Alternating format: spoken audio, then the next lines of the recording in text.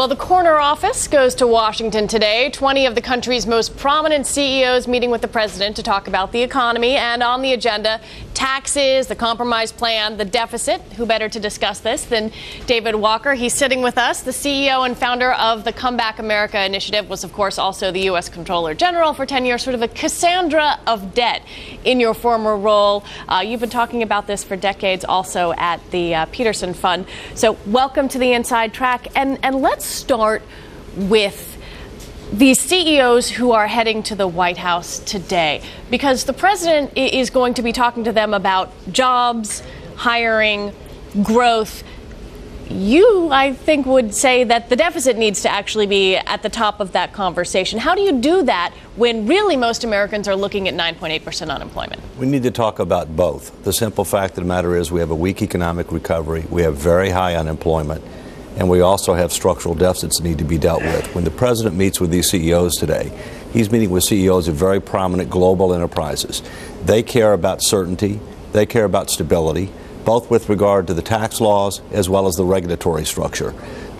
So he needs to provide that certainty and stability. And yes, we need to start taking some concrete steps to deal with our structural deficits, but in a way that does not undercut our efforts to try to help improve the economic recovery and get unemployment down. David, ultimately, what is the point of talking to these CEOs? To some people, it might seem rather obvious, but all of these chief executives are duty-bound to their shareholders to make as much money as possible. And when your job is to make as much money as possible, you do two things with government. You stretch out your hand and ask for more, and on the other hand, you ask for the lowest taxes you can possibly have. So what can the president do to fight that? Well, you're correct in saying that a lot of politicians don't understand that the duty of loyalty for a corporate officer and for corporate board members to their shareholders, not to countries. Hopefully they care about their countries and their communities. And so what they have to do is we have to engage in dramatic tax reform that broadens the base, it significantly reduces the rates of corporate taxes in order to be able to make us more competitive globally.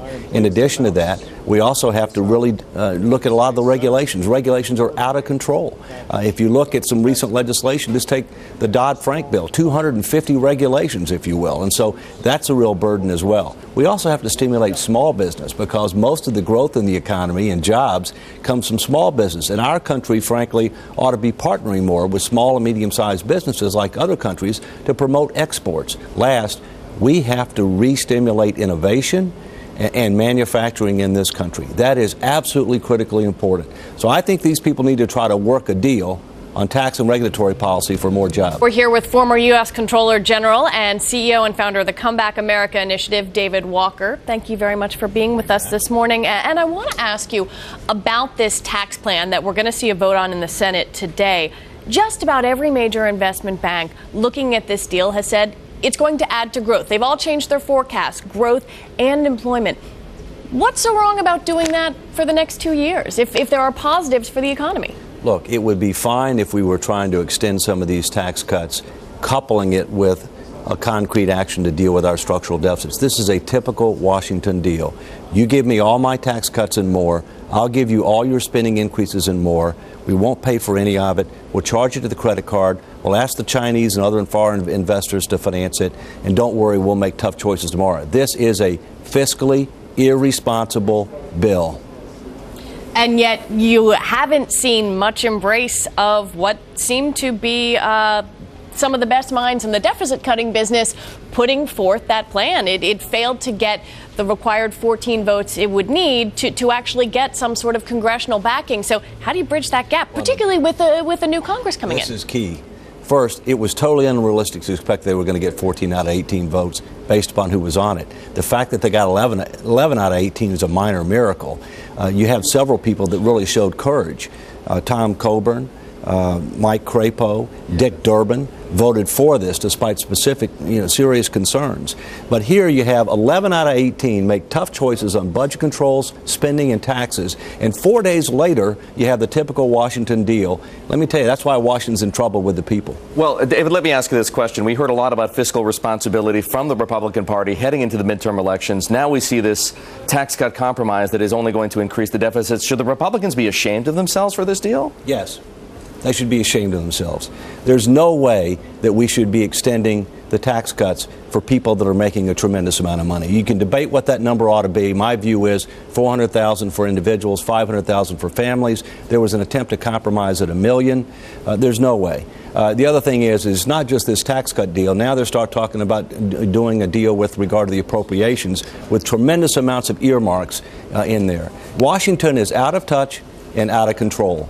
And if they don't get back on track, not only are we going to potentially face serious economic problems, but there will be political consequences. Do you have any hope at all? Do you have any hope at all Yes. for guys like Erik Cantor and Paul Ryan, who have preached the need to take hold of the deficit, at least on a medium-term basis? Are they going to get the reception inside the Republican Party that they need? Well, first, it's not just words, it's actions. You have to have a plan where the math works that is politically feasible.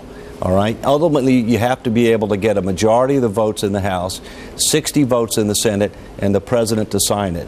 And frankly, if you don't have that, you don't have anything but rhetoric. Well, give me a first step then. What is that? Is that the retirement age for Social Security moves to 69 over 40 years? Here's the first step. We're going to have to increase the debt ceiling limit. The question is, in exchange for what? It should be in exchange for tough statutory budget controls, pay-as-you-go rules that don't have trillions of dollars exemptions like the current ones, tough but realistic discretionary spending caps, targets for debt to GDP that have automatic enforcement mechanisms of spending cuts and or tax surcharges if they aren't met. That's what ought to be done. We ought to follow that with Social Security reform. Certain issues won't be ripe until 2013. Comprehensive tax reform won't be ripe till then.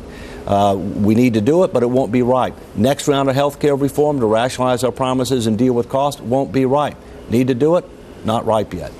You know, one last thing before we go. There's a fight right now, as Peter Cook told us this morning, $23 billion at stake in the dispute over the estate tax. This bill is going to get passed in one way or another. Would you just want the Republicans to give away the $23 billion and just say, let's at least clamp down on the estate tax? We need to resolve the estate tax. We need an estate tax. It ought to be in a reasonable exemption, let's say 3.5 for the individual, 7 overall with maybe a 40% rate. We need to do that. $23 billion, that's what they're fighting over? Cut me a break. This is almost $900 billion.